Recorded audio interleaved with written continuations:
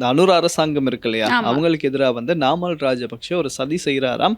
அதாவது அதுக்கு வந்து ஒரு பேர் வச்சிருக்காங்க, புதிய அலைன்னு ஒரு பேர் ஒன்று வச்சிருக்காங்களாம். இவங்களுடைய இந்த சந்திப்புல இவங்க 3 பேரும் அப்படி ரகசியமா என்ன கதைச்சாங்க அப்படின்னு எல்லாரும் கேட்டாங்க இல்லையா?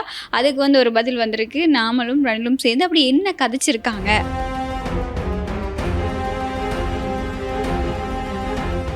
ஸோ ஆக மொத்தத்துல என்ன தெரியுது அப்படின்னு பார்த்தீங்கன்னா, ஏதோ ஒன்று பிளான் பண்றாங்க. அதுவும் என்னன்னு தான் தெரியல. பெருசா பிளான் பண்றாங்க. என்னன்னு தான் தெரியல.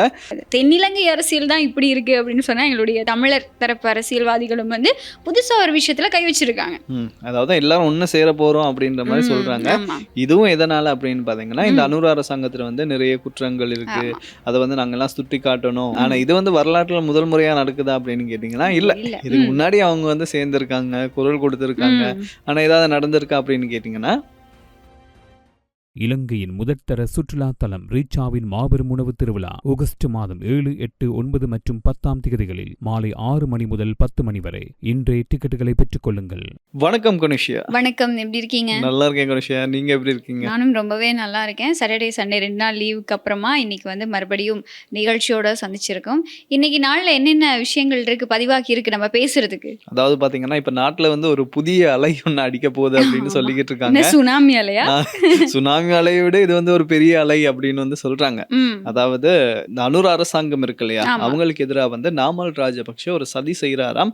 அதாவது அதுக்கு வந்து ஒரு பேர் வச்சிருக்காங்க, புதிய அலைன்னு ஒரு பேர் ஒன்று வச்சிருக்காங்களாம். அது எப்பேற்பட்ட அலை அப்படின்றது வந்து நம்ம நிகழ்ச்சியில பாத்துடலாம். ஓகே, நீங்க நாமல்னு சொல்லும் போதுதான் எனக்கு வந்து ஞாபகம் வருது. இப்போ நாமல் ராஜபக்ஷவும் ரணில் விக்ரமசிங்க, முன்னாள் ஜனாதிபதி ரணில் விக்ரமசிங்கவும் சேர்ந்து ஒரு கல்யாண வீட்டுல, அதுல இன்னொருத்தரும் இருந்தாரு, அதுவும் முன்னாள் ஜனாதிபதி கோட்டாபய ராஜபக்ஷ. இவங்க 3 பேரும் சீரியஸா ஏதோ பேசிக்கிறாங்களே, என்னவா இருக்கும் அப்படிங்கிற மாதிரி எல்லாருமே குழம்பி போய் கேட்ட ஒரு கேள்வி. பாயாசம் எங்கடான்னு கேட்டிருப்பாங்களோ தெரியல. ஆமா, எனக்கு நான் வைக்கலடாங்கிற மாதிரி. ஸோ இப்படி இருக்கக்கூடிய இந்த பின்னணியில இவங்களுடைய இந்த சந்திப்புல இவங்க 3 பேரும் அப்படி ரகசியமா என்ன கதைச்சாங்க அப்படின்னு எல்லாரும் கேட்டாங்க இல்லையா? அதுக்கு வந்து ஒரு பதில் வந்திருக்கு. நாமலும் ரணிலும் சேர்ந்து அப்படி என்ன கதைச்சிருக்காங்க அப்படிங்கிறதையும் நம்ம இன்னைக்கு நிகழ்ச்சியில பேசலாம். அதே மாதிரி பாத்தீங்கன்னா ஜனாதிபதி அனுரகுமார திசாநாயக் அவர்கள் வந்து பிரான்ஸ் போறதுக்கு வந்து எல்லாமே பிளான் பண்ணி இருந்தாரு. ஆமா. ஆனா இறுதி கட்ட நேரத்துல வந்து அந்த பயணம் வந்து ரத்து செய்யப்பட்டிருந்தது. அதுக்கு என்ன காரணம், அதை பத்தி இன்னைக்கு நம்ம நிகழ்ச்சியில பாத்துடலாம். ஓகே, சரி. இப்ப வந்து மற்றவங்க சேர்றாங்க, மற்றவங்க கட்சி அமைக்கிறாங்க, புதுசா யார் யாரோ எல்லாமோ பேசுறாங்க, ஊடக சந்திப்பு நடத்துறாங்க, ஏன் நாங்களும் பண்ணக்கூடாது அப்படின்னு இப்போ எங்க சைட்ல இருக்கவங்களும் வந்து புதுசா ஒரு ஒன்றிணைந்த தமிழ் எதிர்கட்சி, கூட்டு எதிர்கட்சி அப்படிங்கிற மாதிரி தமிழ் அரசியல்வாதிகள் எல்லாருமே சேர்ந்து ஒரு கட்சியை வந்து ஆரம்பிச்சிருக்காங்க. அதோட ஆரம்ப கட்ட கலந்துரையாடல்கள் அப்படின்னு சொல்லலாம். அது வந்து இன்னைக்கு நடந்திருக்கு. இதோட நோக்கம் உண்மையாவே என்னவா இருக்கும், இவங்கெல்லாம் சேர்ந்து அப்படி என்னதான் பண்ண போறாங்க அப்படிங்கிறதையும் இன்னைக்கு நிகழ்ச்சியில வந்து நம்ம பேச தயாரா இருக்கோம். சரி, வாங்க நிகழ்ச்சிக்குள்ள போகலாம். ஓகே, நீங்க வந்து முதலாவதா வந்து இந்த அலை எப்படி எப்ப வரும் வந்து சொன்னீங்கன்னா நாங்க கொஞ்சம் முன்னாயத்தமா இருப்போம். அலை அடிக்குது என்ன சுத்தி அலை அடிக்குது அப்படின்ற மாதிரிதான். இது என்ன சம்பவம் அப்படின்னு பாத்தீங்கன்னா, இந்த அனுர அரசாங்கம் வந்து ஆட்சி ஏறினதுல இருந்து அவங்க வந்து இவங்களை டார்கெட் பண்றதும், இவங்க வந்து அவங்கள டார்கெட் பண்றதும், அது வந்து வளமை போல நாளுக்கு நாள் வந்து அந்த மாதிரி விஷயத்தை வந்து நம்ம ஃபேஸ் பண்ணிக்கிட்டு தான் இருக்கோம் அப்படின்னு சொல்லலாம். ஸோ இப்படி இருக்கும்போது இந்த அனுர அரசாங்கத்துக்கு செக் வைக்கணும் அப்படின்றதுக்காக நாமல் ராஜபக்ஷ வந்து ஒரு புதிய வியூகத்தை வந்து அமைச்சிருக்காரு. அதுல என்ன பண்ண போறாரு அப்படின்னு பாத்தீங்கன்னா, ஒரு முன்னணி மாதிரி கொண்டு வந்து நிறைய எதிர்கட்சிகள் இருக்கும் இல்லையா, அது எல்லாத்தையுமே சேர்த்து வச்சு இந்த அரசாங்கத்துக்கு எதிராக நடவடிக்கை எடுக்கலாம் இல்லையா. தனித்து நின்னாதான் பலம் இல்லை, 2 கைகள் தட்டினா சத்தம் கேட்கும் இல்லையா. அப்படி 2 கைகள் தட்டினாலே சத்தம் கேட்குது அப்படின்னா நிறைய கைகளை வந்து ஒண்ணு சேர்த்தா பெரிய சத்தமா கேட்கும் இல்லையா. அதனால வந்து ஒரு முன்னணி மாதிரி அமைச்சிட்டு அந்த சில பகுதியில வந்து ஒரு துடிதுடிப்பான இளைஞர்கள் எல்லாம் இருப்பாங்க இல்லையா, அவங்க எல்லாரையுமே பிக் பண்ணி ஒரு கட்சி மாதிரி ஆக்கி இந்த அரசாங்கத்துக்கு வந்து டஃப் கொடுக்கணும் அப்படின்றதுக்காக சில திட்டமிட்ட செயல்களை வந்து செஞ்சுக்கிட்டு இருக்காராம். அதுக்கு தான் ஒரு பெயர் வைக்கிறாரு. என்ன அப்படின்னு பாத்தீங்கன்னா, புதிய அலை, நியூ வேவ் அப்படின்னு வந்து சொல்றாங்க. ஸோ இந்த அலை என்ன ஸ்பீட்ல அடிக்கும், எப்படி அடிக்கும் அப்படின்றது வந்து தெரியல. அதுக்கான நடவடிக்கைகள் வந்து செஞ்சிட்டு இருக்காரு. அதே மாதிரி பாத்தீங்கன்னா இவருக்கு பக்கபலமாக 1-2 பேர், நாமல் ராஜபக்ஷ விசுவாசிகள் நிறைய பேர் இருப்பாங்க இல்லையா, அவங்களுடைய கட்சியிலேயே நிறைய பேர் இருப்பாங்க இல்லையா, ஆமா ஆமா. அவங்க கூட வந்து இதுக்கு சப்போர்ட் பண்றோம் அப்படின்ற மாதிரி சொல்லியிருக்காங்களாம். ம், ம், ம். அதாவது இப்போ ராஜபக்ஷக்கள் எல்லாருமே சேர்ந்து அப்படி இல்லைன்னா ராஜபக்ஷ குடும்பத்துல இருந்து ஒரு சதித்திட்டம் புதிய அலை அப்படின்ற ஒரு பேரோட வருதுன்னா கொஞ்சம் யோசிக்க வேண்டிய ஒரு விஷயம் தான். ஏன்னா அவங்க கடந்த காலத்துல என்ன மாதிரி அலையை உருவாக்குனாங்க, என்னென்ன பண்ணாங்க அப்படின்னு சொல்லி எல்லாருக்குமே தெரியும். அப்போ நாமல் ராஜபக்ஷவோட இந்த புதிய அலை வெற்றி பெறுமா, இது வந்து எந்த அளவுக்கு தேசிய மக்கள் சக்தி அரசாங்கத்துக்கு எதிராக யூஸ் பண்ண போறாங்க இதை, அப்படி இல்லைன்னா 2029 நாமல் ராஜபக்ஷவோட ஜனாதிபதி கனவு நனவாகுமா, அதுக்கான ஒரு முதற்கட்டம் தானா இது அப்படின்ற மாதிரி பல கேள்விகள் எழுப்பப்பட்டு வருது. எது எப்படி இருந்தாலும் கூட இப்போ நாமல் ராஜபக்ஷவோட ஆதரவாளர்கள்னு சொல்லும்போது தான் எனக்கு இன்னொரு ஞாபகம் வருது, இந்த ஜோன்ஸ்டன் பெர்னாண்டோ 5 ரூபாய்க்கு நடிங்கடா 5 ரூபாய்க்கு பேசுங்கடானா 500 ரூபாய்க்கு பேசிக்கிட்டு இருக்காங்க அப்படிங்கிற மாதிரி அவர் ஒரு கருத்து சொல்லியிருக்காரு. சிறைச்சாலைகளை காண்பித்து நாமலின் பயணத்தை தடுக்க முடியாது. இதில் இன்னொரு விஷயம் தான் ஹைலைட்டே, அச்சம் என்றால் என்னவென்பது மொட்டு கட்சிக்கு தெரியாது. கைது வேட்டை, சிறைச்சாலைகளை காண்பித்து மிரட்டினாலும் நாமல் ராஜபக்ஷவை ஜனாதிபதியாக்கப் போகும் எமது பயணத்தை நிறுத்த மாட்டோம். 2015 எம்மை இப்படி அச்சுறுத்தினார்கள், ஆனால் எமது பயணத்தை நிறுத்தவில்லை அப்படின்னு முன்னாள் அமைச்சர் ஜோன்ஸ்டன் பெர்னாண்டோ வந்து ஒரு கருத்து சொல்லியிருக்காரு. என்ன மாதிரி எல்லாம் உருட்டுறாங்க பாத்தீங்களா. பயம் அப்படிங்கிற வார்த்தை வந்து மொட்டு கட்சியோட டிக்ஷனரியிலேயே இல்லை எங்களுக்கு. நாங்கள் வந்து அப்போ அந்த வார்த்தையை நாங்கள் கேட்டதே இல்லையா அப்படின்னா என்ன, அப்படிப்பட்டவங்க தான் வந்து என்ன கைது செய்யாதீங்க அப்படின்னு சொல்லி போயிட்டு கேட்கறதா இருக்கட்டும்.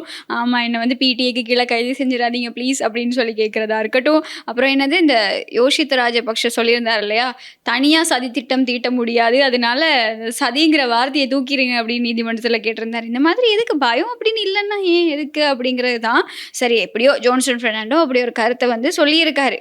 எல்லாமே இதுல எனக்கு என்ன ஒரு விஷயம் அப்படின்னு பாத்தீங்கன்னா, இதுல வந்து அந்த செய்தியில வந்து சொல்லியிருக்காங்க என்ன அப்படின்னு பாத்தீங்கன்னா, சில பகுதிகள் இருக்கு இல்லையா, அதுல வந்து துடிப்பா அரசியல் செய்யறவங்களை தான் பிக் பண்ணுவோம் அப்படின்னு சொல்றாங்க. நான் யோசிச்சிருக்கேன், வடக்குல இருந்து யாரை பிக் பண்ணுவாங்களோ தெரியல அப்படின்ற மாதிரி என் மைண்ட்ல வேற ஒருத்தர் இருக்காரு. வேணாம், அது வந்து நம்ம மைண்ட் வைஸோடயே கட் பண்ணிடலாம் அப்படின்னு சொல்றாங்க. மோஸ்ட்லி இவங்க சேர்த்துக்கிறாங்களோ இல்லையோ, அவரா வந்து போய் சேர்ந்தாலும் சேர்ந்துப்பாரு வாய்ப்பு இருக்கு இல்லையா. அதுக்கான அந்த சதவீதம் கொஞ்சம் அதிகமாவே தான் இருக்கு. ஏன்னு சொல்லுங்க, மேடைகள்ல ஏறி பேசுறது என்ன, இப்ப ட்ரெஸ் கோட் கூட கொஞ்சம் அப்படி இப்படி மாற ஆரம்பிச்சிருக்கு. ஆமா, அதனால வாய்ப்பு இருக்கு. அப்படி ஒன்று நடந்தாலும் அதுல பெரிய ஆச்சரியம் எதுவுமே இல்லை. நம்ம வந்து எதிர்பார்க்கலாம், மேபி கூடிய சீக்கிரமே வந்து எதிர்பார்க்கலாம் அப்படின்னு நம்ம நினைக்கிறோம். பாப்போம் என்ன நடக்கும் அப்படின்னு தெரியல. ஸோ இது இப்படி இருக்கும்போது பாத்தீங்கன்னா, அண்மையில வந்து ஒரு கல்யாண வீட்டுக்கு போயிருக்காங்க. ஆமா, முன்னாள் ஜனாதிபதிகள் நிறைய பேர் வந்து போயிருக்காங்க. ஸோ அதுல வந்து நாமல் ராஜபக்ஷ அவர்களோட வந்து ரணில் விக்ரமசிங்க இருக்காரு இல்லையா, முன்னாள் ஜனாதிபதி ரணில் விக்ரமசிங்க வந்து சீரியஸை வந்து பேசிக்கிட்டு இருந்தாங்க. ஸோ இதை பார்த்த உடனே எல்லாருக்குமே வந்து அள்ளு விட்டுருச்சு அப்படின்னு சொல்லணும். என்ன பிளான் பண்றாங்க, அதுவும் சீரியஸா வந்து பேசிட்டு இருக்காங்களே, என்ன பேசியிருப்பாங்க அப்படின்னு ஏகப்பட்ட வியூகங்கள், ஏதாவது பெரிய விமர்சனங்கள், ஏதாவது பிளான் பண்றாங்களா அப்படி இப்படின்ற மாதிரி நிறைய பேர் வந்து அவங்கவுங்க ஓனா வந்து கெஸ் பண்ண ஆரம்பிச்சிட்டாங்க. இதுக்கு முன்னாடி இப்படிதான் மஹிந்த ராஜபக்ஷ கூட வந்து சுனில் வட்டகலை வந்து பேசியிருப்பாரு. அதுக்கு அவர் குனிறதெல்லாம் பாகையா வந்து வச்சு செஞ்சிருந்தாங்க. எத்தனை பாகையில அவர் குனிஞ்சிருக்காரு அப்படிங்கிற மாதிரி எல்லாம் இதே மாதிரி இவர் என்ன சொல்லியிருப்பாரு அப்படின்ற மாதிரி சொல்லியிருப்பாங்க. இப்போ ஒரு தகவல்கள் வந்திருக்கு என்ன அப்படின்னு பாத்தீங்கன்னா, இந்த அரசாங்கம் இருக்கு இல்லையா, இதுக்கு வந்து நம்ம என்ன செய்யணும், கூடிய சீக்கிரம் வந்து நம்ம மீட் பண்ணி பேசலாம் அப்படின்ற மாதிரி ரணில் விக்ரமசிங்க நாமல் ராஜபக்ஷ கிட்ட சொன்னதா தகவல்கள் வந்து வெளியாகிருக்கு. ஸோ ஆக மொத்தத்துல என்ன தெரியுது அப்படின்னு பாத்தீங்கன்னா, ஏதோ ஒன்று பிளான் பண்றாங்க, பெருசா பிளான் பண்றாங்க, என்னன்னு தான் தெரியல.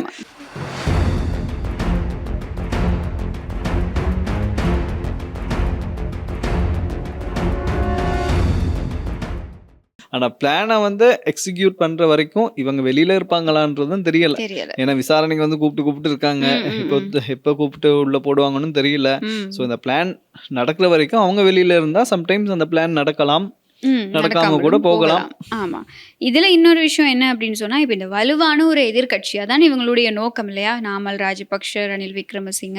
ஆனா இது முதல்ல நாங்க எப்படி யோசிச்சோம் அப்படின்னா, இந்த எதிர்கட்சி தலைவர் சஜித் பிரேமதாசவும் முன்னாள் ஜனாதிபதி ரணில் விக்ரமசிங்கவும் சேருவாங்க போல, அப்போ அந்த கூட்டணி தான் வந்து ஒரு மிகப்பெரிய ஒரு பலமான எதிர்கட்சியா இருக்க போகுது அப்படின்னு சொல்லி எல்லாருடைய எதிர்பார்ப்பாகவும் இருந்தது.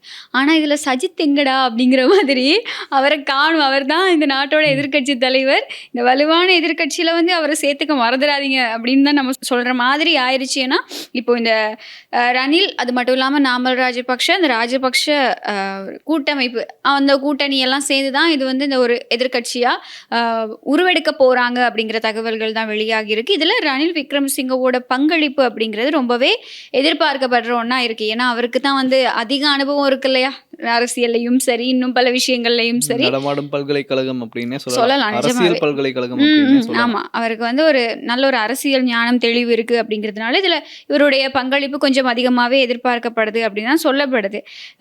இப்போ இந்த பொது நிகழ்வுல ரணில் விக்ரமசிங்கவும் நாமல் ராஜபக்ஷவும் ரொம்பவே நெருக்கமா பேசிக்கிட்டு இருந்த ஒரு வீடியோ தானே வைரல் ஆச்சு.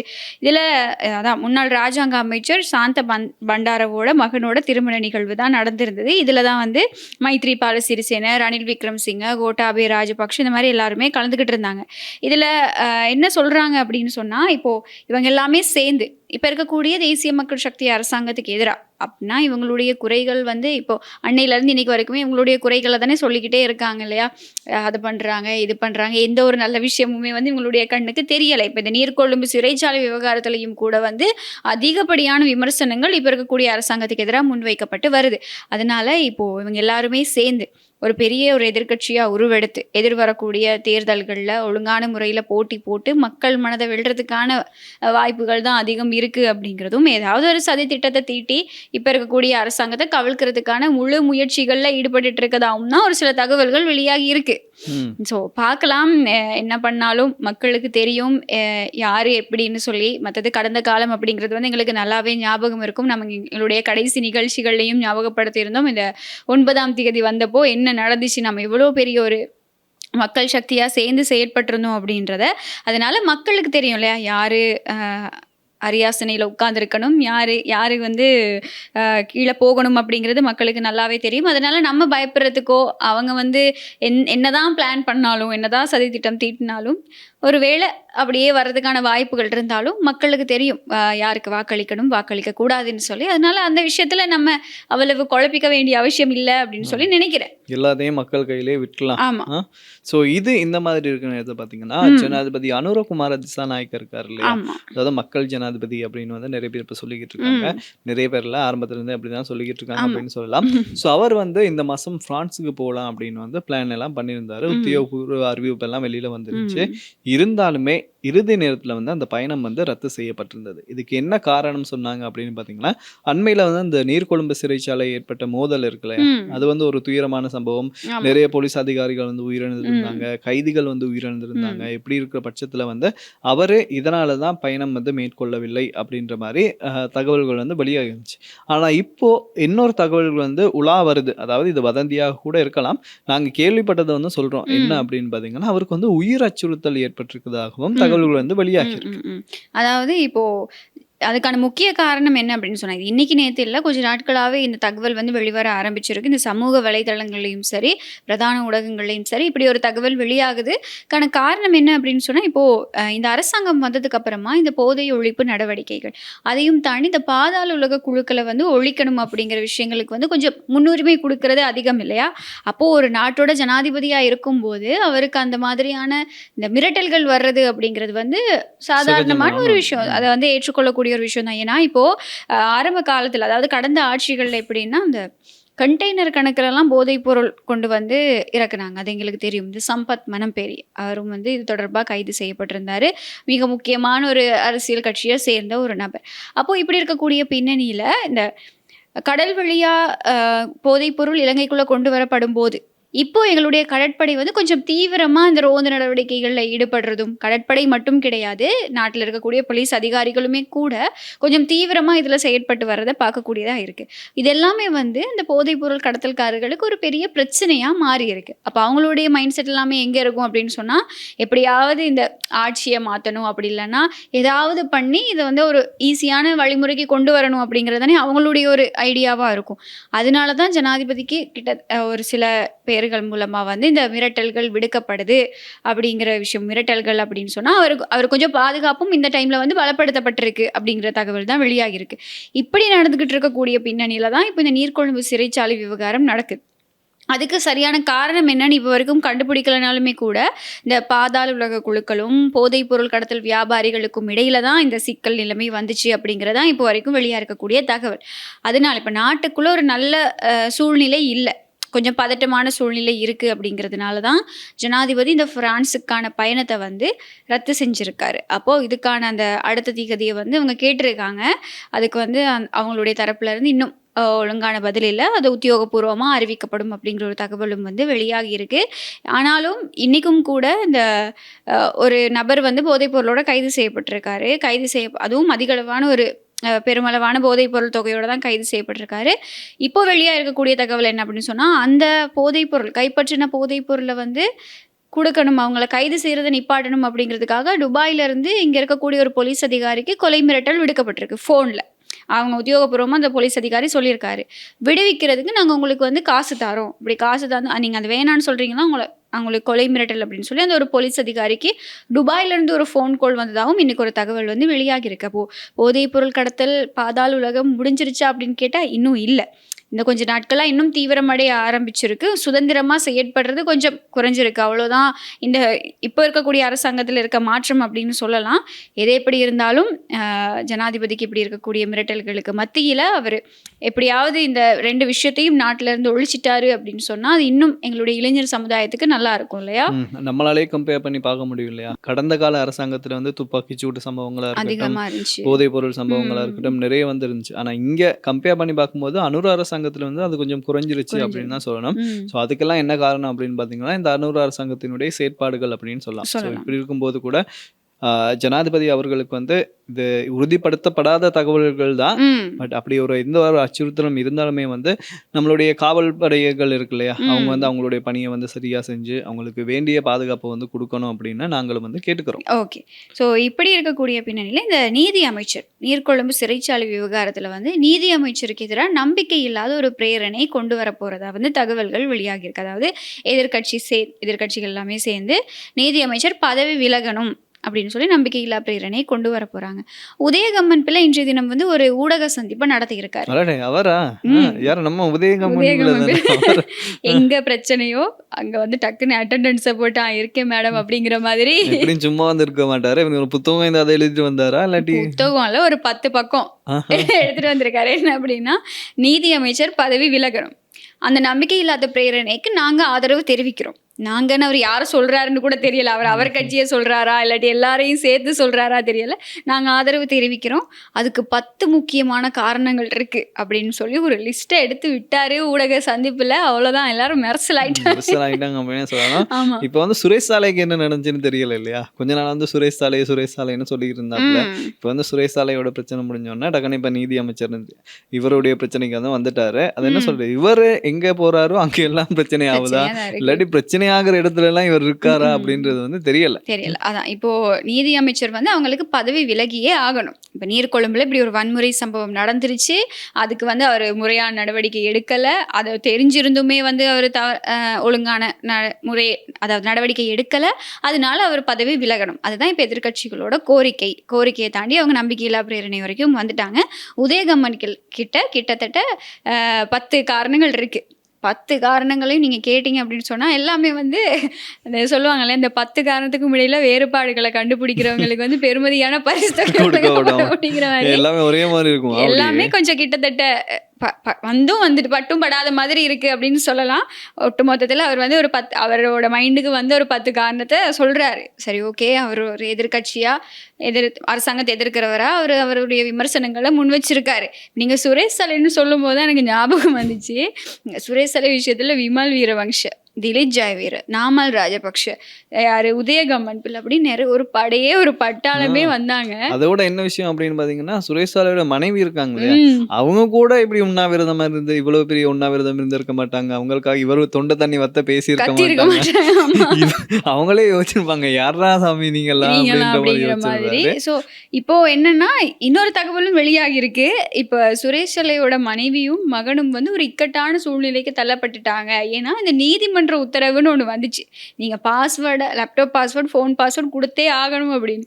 அந்த நீதிமன்ற உத்தரவுக்கு அப்புறம் இந்த குரல் கொடுக்குறவங்க காலில் எங்கடா போனீங்க இல்லையா?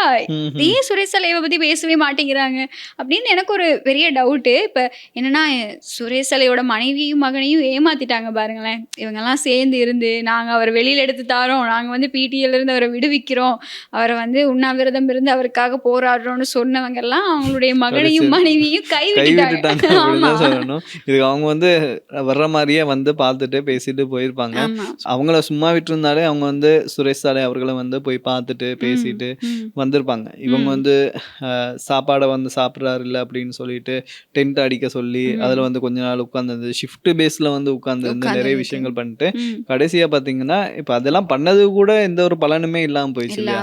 இதுக்கு பண்ணாமலே இருந்திருக்கலாம் அப்படின்றதுதான் என்னுடைய கருத்து. அதுக்குன்னு இப்படியா கண்டுக்காம விடுவாங்க? ஒரு டைம்ல தூக்கி வச்சு பேசுறாங்க, இன்னொரு டைம்ல வந்து அவர் இத்தனைக்கும் அவருக்கு வந்து இப்போ வரைக்குமே அவங்க கேட்ட விஷயங்கள் இருக்கு இல்லையா?